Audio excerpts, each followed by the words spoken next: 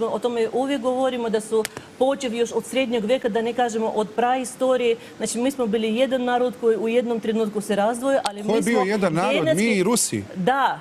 A to vam je ta ruska propaganda. Oni hoće od Srba da naprave Ruse, što je sramota. I velika je sramota da ovakvi ljudi gostuju na televizijama koji hoće od mog naroda da govore da su Rusi. To vi isto govorite i drugim narodima, Ukrajincima i Poljacima i Čečenima. Sramota. Dakle, ovo je neverovatno. Dakle, ja prosto sam... Ja sam prosto neverovatno. Sad smo mi isti narod. Hoćemo da se nadvikivate. Hoćete da kažete da sam ja Rus.